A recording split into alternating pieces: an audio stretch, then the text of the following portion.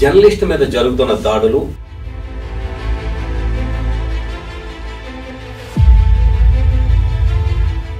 కానీ ఒక జర్నలిస్ట్ కి తన బంధువులే యముడుగా మారారు. ఎందుకు వాళ్ళు జర్నలిస్ట్ ని చంపేశారు? అందరికీ నమస్తే. జర్నలిస్ట్ మీద జరుగుతున్న దాడులు నిరంతరం జరుగుతూనే ఉన్నాయి. ఎక్కడో ఒక చోట దేశంలో ఏదో ఒక మూల జర్నలిస్ట్ మీద హత్య ప్రయత్నం జరిగిందని కానీ, జర్నలిస్ట్ పై ఆరోపణలు చేశారని కానీ, జర్నలిస్ట్ పై సంబంధం లేని కేసులు పెట్టి ఇరికించారని కానీ ఇలాంటి ఘటనలు చూస్తూనే ఉన్నాం. కానీ ఒక జర్నలిస్ట్ కి తన బంధువులే యముడుగా మారారు అని అంటే ఒకసారి ఆలోచించారు. ఏదైతే ఛత్తీస్గఢ్ ప్రాంతం ఉందో, ఛత్తీస్గఢ్ రాష్ట్రంలో ఒక జర్నలిస్ట్, ఎవరైతే ఇండిపెండెంట్ జర్నలిస్ట్ ఉన్నారో, జర్నలిస్ట్ పై తన బంధువులే తనని మృత్యువాత పట్టించి సెప్టిక్ ట్యాంక్ లో పడేశారు. సో ఇదంతా ఒక పథకం ప్రకారంగా వాళ్ళు ప్లాన్ చేశారు. అసలు ఏం జరిగింది? ఎందుకు ఆ జర్నలిస్ట్ ని చంపేయాల్సి వచ్చింది? లేదా ఎందుకు వాళ్ళు జర్నలిస్ట్ ని చంపేశారు? చంపేయాల్సి వచ్చింది అనే దానికంటే ఎందుకు చంపేశారు అనే విషయాన్ని మనం వివరాల్లోకి వెళ్తే, ముఖేష్ చంద్రకర్ అనే ఇండిపెండెంట్ జర్నలిస్ట్ గత కొన్నాళ్ళుగా ఒక యూట్యూబ్ ఛానల్లో రన్ చేస్తున్నాడు. సో యూట్యూబ్ ఛానల్లో తన ఫాలోవర్స్ కానీ అంతా బాగానే ఉంది. సో రన్ చేస్తున్న యూట్యూబ్ ఛానల్లో లేటెస్ట్ గా ఏదైతే డిసెంబర్ నెలలో ఒక వీడియోని తను ప్రచురించాడు. ఆ వీడియో మంచి వ్యూవర్షిప్ వచ్చింది, బాగుంది. అసలు తను ప్రచురించిన వీడియో ఏంటి అంటే, అక్కడికి సంబంధించిన నాయకులు కానీ కాంట్రాక్టర్లు కానీ ఎలా ప్రవర్తిస్తున్నారు, సో టెండర్లు ఎంతకు పాడుతున్నారు, చేస్తున్న వర్క్ ఎలా ఉంది అనే అంశంపై అక్కడ స్థానిక ప్రజలతో మాట్లాడుతూ వాటికి సంబంధించిన వీడియోలు తను కొన్ని పోస్ట్ చేశారు. అందులో ఎవరైతే పర్టికులర్ గా కాంట్రాక్టర్ ఉన్నారో అతను బంధువు, ఆ జర్నలిస్ట్ కి సంబంధించిన బంధువు అనమాట అతను. మరి అది దూరపు చుట్టమైన కావచ్చు, ఎలా అయినా కావచ్చు, ఒక బంధువు తను. సో ఈ విషయంపై పర్టికులర్ గా తను వాళ్ళకి ఫోన్ చేసి మీరు ఈ వీడియో తీసేయాలి అని పలుమార్లు చెప్పినట్టుగా వాళ్ళు చెప్తున్నారు. బట్ అది ఎంతవరకు నిజమనేది పక్కన పెడితే, పథకం ప్రకారంగా న్యూ ఇయర్ పార్టీ అని పిలిపించి తన్ని చంపి వాళ్ళ కొత్త ఇంటి ప్రాంగణంలో ఉన్నటువంటి సెప్టిక్ ట్యాంకులో పడేసి మూత పెట్టి మళ్ళీ ప్లాస్టింగ్ కూడా చేశారు. సో జర్నలిస్టుల భద్రత ఎలా ఉంది? జర్నలిస్టులు అనేవాళ్ళు ఫోర్త్ ఎస్టేట్ అని చెప్పుకునే మన దేశంలో జర్నలిస్టు గురించి పాటుపడిన వాళ్ళు ఎవరు? ఇండిపెండెంట్ జర్నలిజంగా తన జర్నలిస్ట్గా మారాడని మనం అనుకుంటున్నాం. కానీ అసలు తన మొత్తం స్టోరీ ఏంటి అంటే, సో బసగూడ అనే ఒక రూరల్ ప్రాంతానికి, ఒక ఫారెస్ట్ ఏరియాలో ఉన్నటువంటి ఒక రూరల్ ప్రాంతంలో బసగూడ అనే ప్రాంతంలో తను జన్మించాడు. బసగూడ ప్రాంతంలో మావోయిస్టుల ప్రభావం ఎక్కువ ఉంటుంది. సో అక్కడ రూరల్లో అంత బాగుండదు. కాబట్టి తల్లిదండ్రులు ఏం నిర్ణయం తీసుకున్నారంటే, బిజాపూర్ అనే ఒక పక్కన ఉన్న ఒక పట్టణ ప్రాంతంలోకి మూవ్ అయ్యారు. పట్టణ ప్రాంతంలో మూవ్ అయిన కొద్ది రోజులకే వాళ్ళ ఫాదర్ చనిపోయారు. సో ఈ ఎవరైతే ముఖేష్ చంద్రకర్ అనే జర్నలిస్ట్ ఉన్నారో అతనికి బ్రదర్ కూడా ఒకరు ఉన్నారు. తన పేరు యుకేష్ చంద్రకర్. సో యుకేష్ చంద్రకర్ చదువును సాగిస్తున్నాడు, ముఖేష్ చంద్రకర్ ఇద్దరు చదువును సాగిస్తున్నాడు. వీళ్ళు చదువు కాను తల్లి అంగన్వాడీలో పనిచేస్తూ పిల్లల్ని చదివించుకుంటూ వచ్చింది.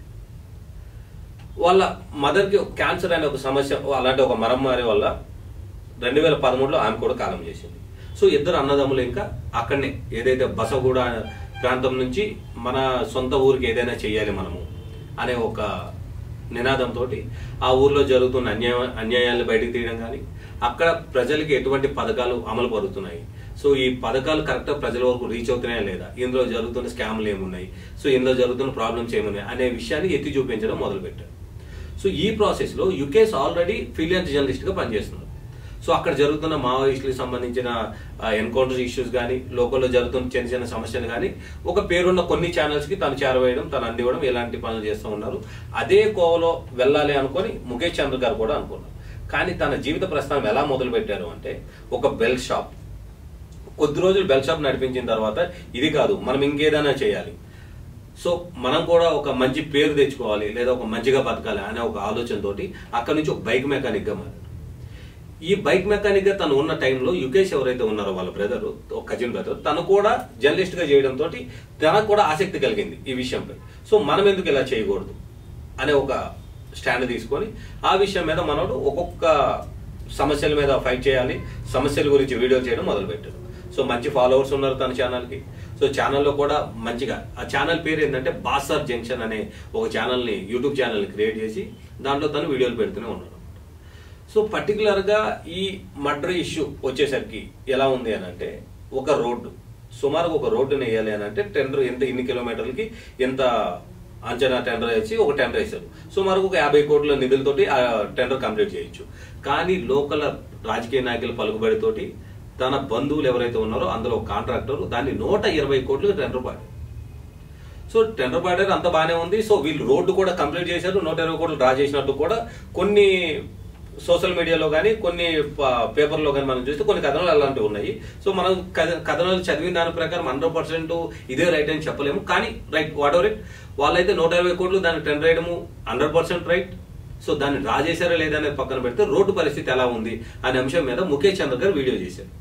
డిసెంబర్లో చేసిన తన వీడియోలో హైయెస్ట్ వ్యూవర్షిప్ వచ్చిన వీడియో కింద ఆ వీడియో నిలిచింది.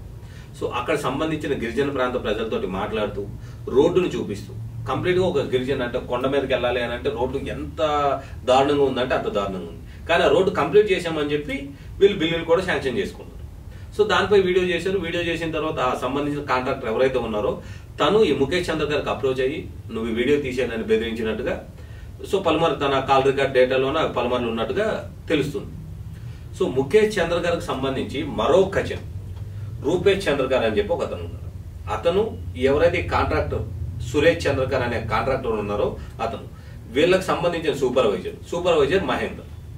రూపేష్ అండ్ మహేందర్ ఇద్దరు కలిసి ఏం చేసిందంటే ముఖేష్ చంద్ర గారిని న్యూ ఇయర్ దావత్ కింద పిలిచింది.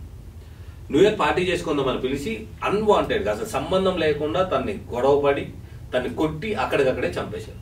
చంపేసి ఏం చేయాలి, ఎలా ఈ డెడ్ బాడీని మాయం చేయాలని వాళ్ళు ఆలోచించారేమో. తీసుకుపోయి కంప్లీట్గా ఎవరైతే సురేష్ చంద్ర గారు ఉన్నారో అతను కొత్తగా కట్టుకుంటున్న ఇంట్లో సెప్టిక్ ట్యాంక్ నిర్మాణ పనులు జరుగుతుంది. ఈ బాడీని తీసుకుపోయి సెప్టిక్ ట్యాంక్ లో పెట్టి మొత్తం సీజ్ చేసి ప్యాకప్ చేసేసినట్టు తెలుస్తుంది. సో తర్వాత తన కజిన్ ఎవరైతే యుకేష్ ఉన్నారు కదా, యుకేష్ వెళ్ళి పోలీసులను ఆశ్రయించగా పోలీసులు వచ్చి ఎంక్వైరీ చేయడం మొదలు పెట్టారు. అసలు ఎక్కడ ఎంక్వైరీ మొదలు పెట్టాలి అనేటప్పుడు తన కాల్ డేటాను చెక్ చేయడం, కాల్ డేటా నుంచి తన యూట్యూబ్ ఛానల్ చెక్ చేయడం, అసలు అంటే ఎలా సమస్య వచ్చింది, అసలు ఎందువల్ల అసలు తను కనిపించకుండా పోయాడు. ఎందుకంటే మర్డర్ జరిగిందనే విషయం, తను చనిపోయాడనే విషయం అప్పటివరకు ఎవరికి తెలియదు.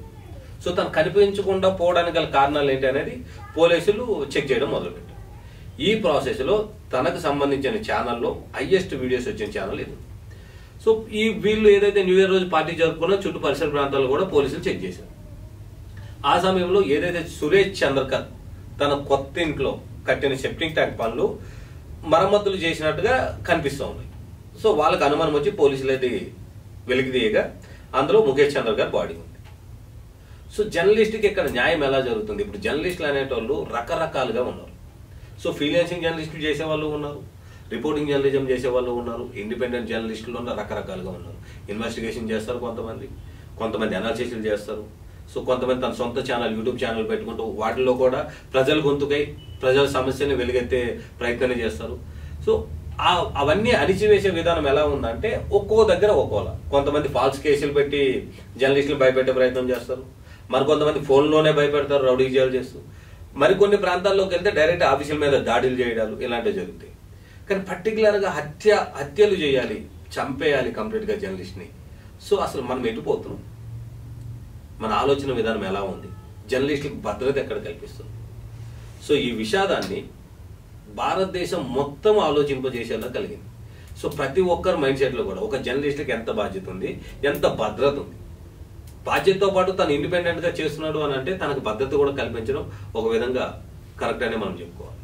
కానీ భద్రత లేని బతుకులు ఎలా ఉన్నాయో చూడండి. తప్పు జరిగిందని వెలికెత్తి చూపించిన తన్ని అనంతలోకానికి పంపించేశారు.